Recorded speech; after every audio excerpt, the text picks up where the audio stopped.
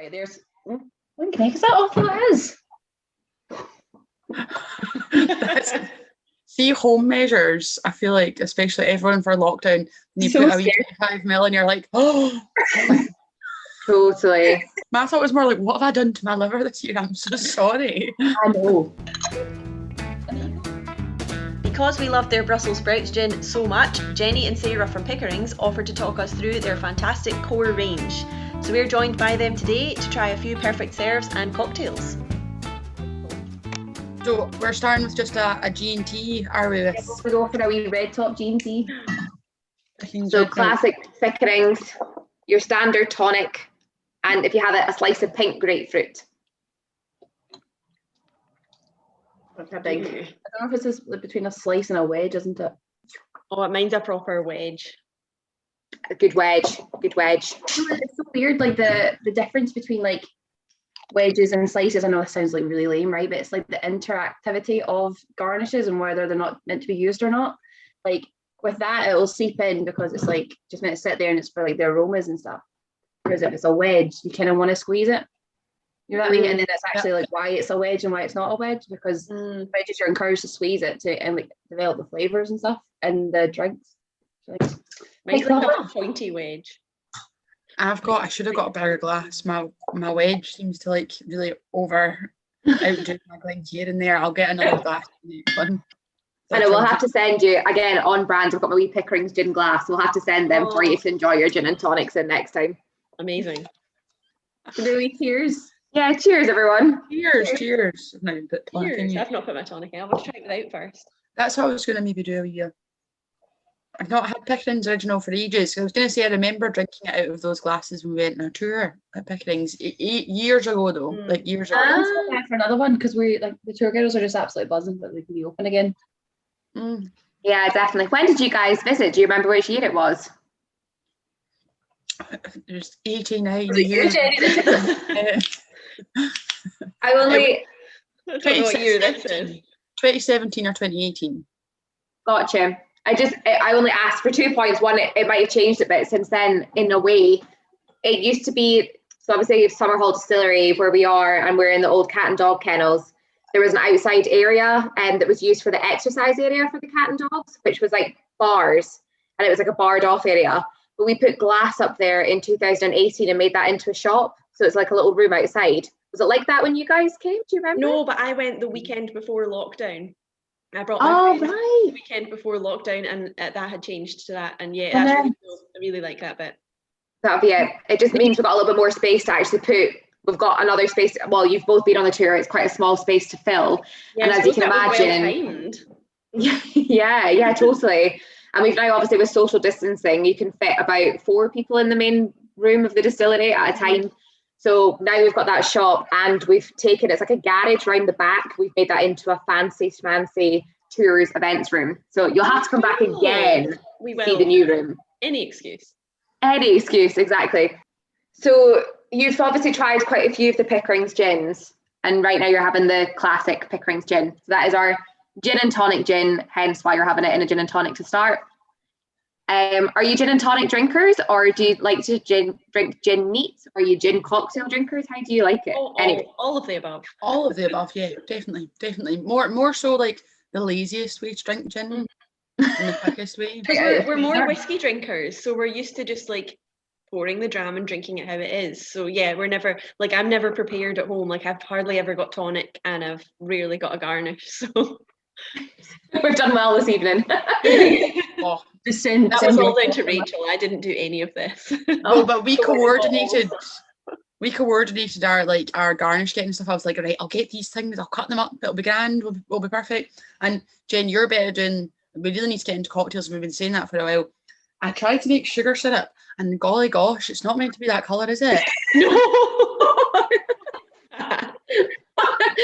it's like snow. So what kind of sugar is it? I think it's maybe not dissolved properly. That's what it looks like. It was castor sugar? Is that the wrong sugar? I wonder if it was icing sugar and you just created like quite a thick icing. Just to quickly go over the botanicals that are in the classic Pickering's gin. It is ginny, which is what we want this gin to be for being classic. It's juniper and citrus led, so you've got lemon and lime peel distilled with the juniper, so they get that nice ginny juniper and citrus led taste. And then the remaining botanicals, you've got cardamom, fennel, anise, cloves, coriander, and angelica root. So angelica root's the drying agent that binds the botanicals together and pushes that juniper and citrus up to the front of the taste, but allows for that nice subtle spice to still come through on the rest of the taste as well. So I think that gives it its nice smoothness when you drink it neat, but that's why you paired it with the pink grapefruit in the tonic, because pink grapefruit is a nice light citrus and allows that subtle spice to come up through the rest of your gin and tonic as well. But you can drink it neat. It is really nice to drink on its own.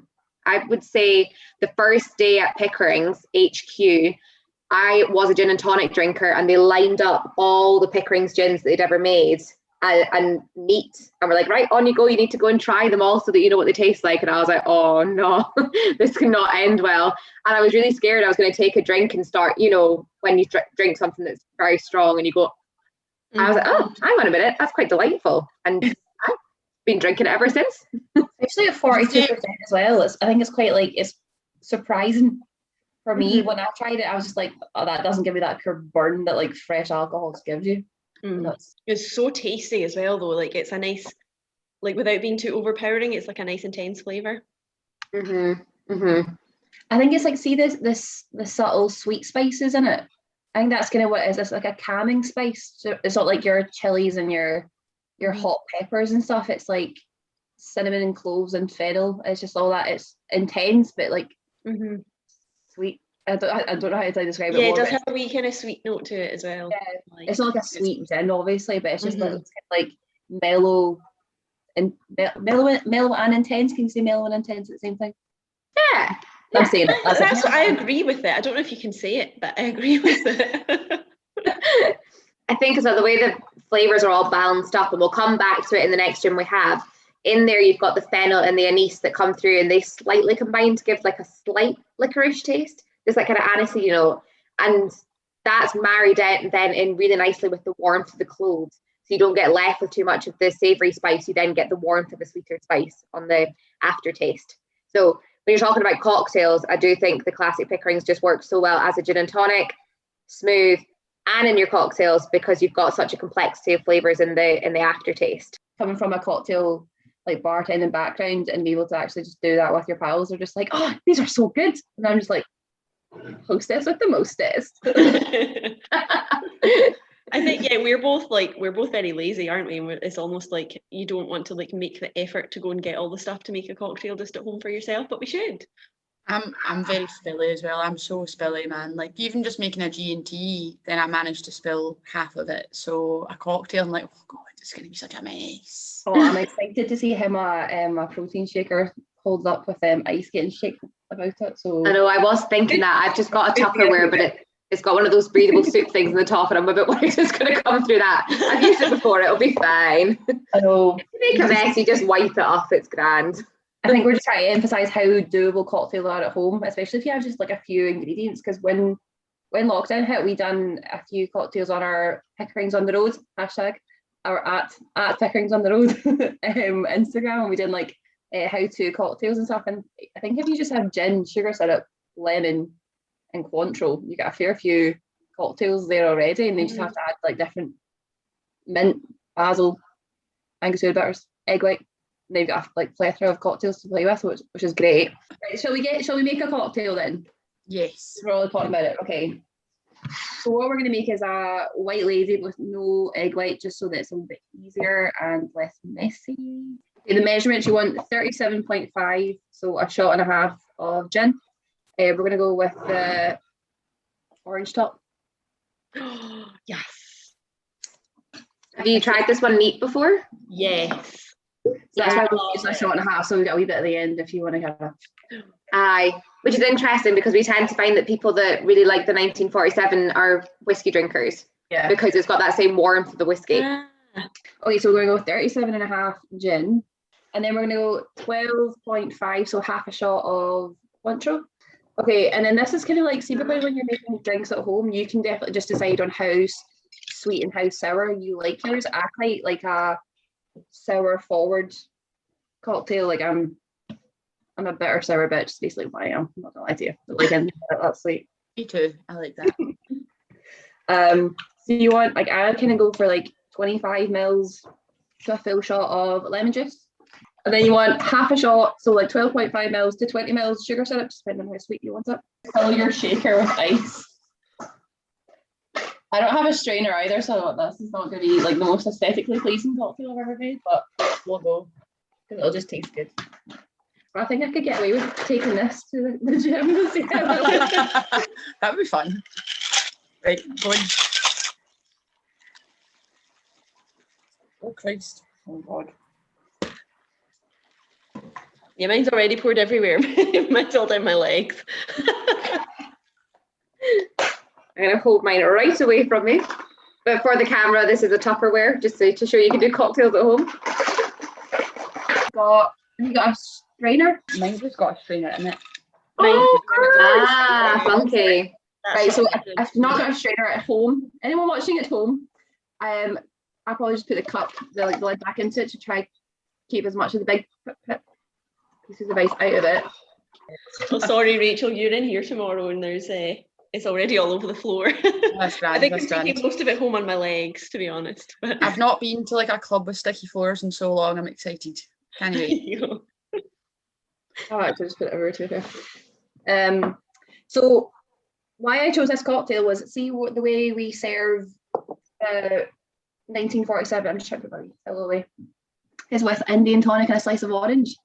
Because people think there's orange in it because of the orange top, and that's why we serve it with orange. But there's not any orange in it. It's still just the lemon and lime.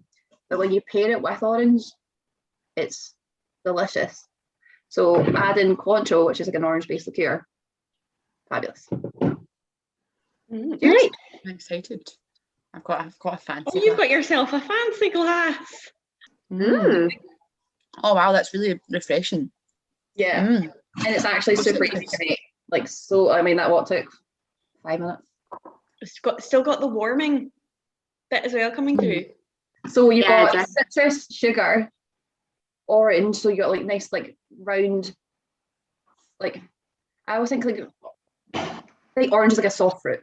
It's not a peach and it's soft fruit, soft stone fruits. It's a soft citrus, as is grapefruit. Whereas like lemons and limes is like a pure harsh citrus in my opinion. So when you pair them together, it kind of like mellows everything out. Add some sugar, got your spice, and you've got your big kind of like juniper forward alcohol, like ethanol-y notes. That sounds like such a rubbish taste note, but like ethanol, you need to have ethanol in there to carry all the flavours around. So when you put them all together and just dilute them and make them really cold, it's fantastic.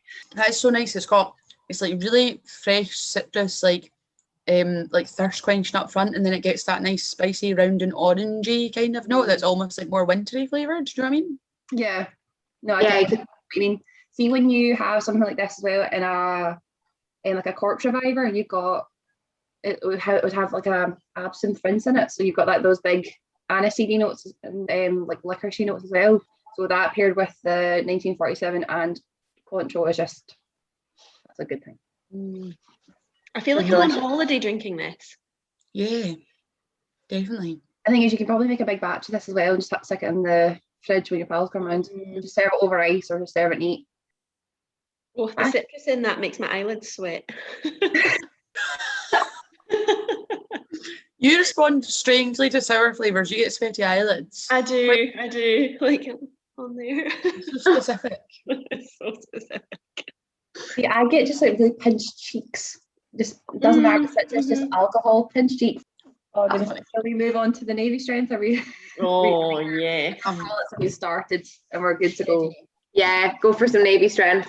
Even then, I don't think you have to drink anything before as well. Like, it's not like it's a pure shock to the system, this one. No, totally. My honest opinion. This one's nice, neat. I love this one neat. Again, like definitely what we would say to whiskey drinkers is that if they were to try one of our gins, the Pickering's Navy Strength Gin, it's a fan with the whiskey fans. And if we'd planned it properly as well tonight, if you put it in the freezer before you drink it and it becomes like really nice and ice cold, Sarah just loves that. So you've had the Navy Strength Gin before, yeah? Yes. So not for a while though, I don't think. So yeah, I think at the distillery was last time I had it. Ah, nice. Well, it's the same gin recipe as the classic Pickerings gin. So the first one that we had in the gin and tonics.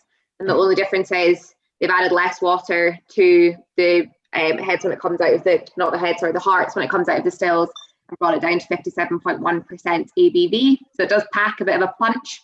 But I would say we are just going to try to drink this one neat this evening because it's so nice to have on its own. We're going to have a wee sip first of it on its own. In fact, I'll pour mine. And then we've got like a nice little tasting way that Victoria, that took you for the tour, taught me when I worked there, of how to try this gin so that you don't get too overwhelmed by the strength of it. It's just a nice way to keep the flavours going. So you've got all the botanicals I said from the classic Pickerings gin, and it's got more of a juniper punch to the start, and I would say it's more citrusy. I don't know what you guys pick up from it from drinking it neat. Yeah, I definitely get like more like juniper and kind of floral, almost like Parma violets actually. I feel like more of the spice in this one for me, but like later on when you sit with it for a minute, it's like the tingling on your tongue, doesn't it? Yeah. I get more of like an orange on the finish as well. Definitely getting like a warming orange rather than a fresh orange. Yes, yeah, like orange peel. Yes. Aye. Totally. We get a lot of people picking that up from this, almost like a blood orange peel, because it has got that kind of like heavier weighted citrus note as it sits on your palate. So you kind of get the juniper and the spices up on the tingling on the top of your lip, and then the citrus as it sits. And for this one, I think naturally as well, it does taste a little bit sweeter. I think because as humans, we're kind of programmed to, if we try something strong, we try and find the sweetness in it to kind of calm it down in our mouths. So you get a slightly natural sweetness to it. And as I said before, if you put it in the freezer before you drink it, it almost gets like a slightly thicker viscose to it that it's got that kind of creamy, desserty note to it.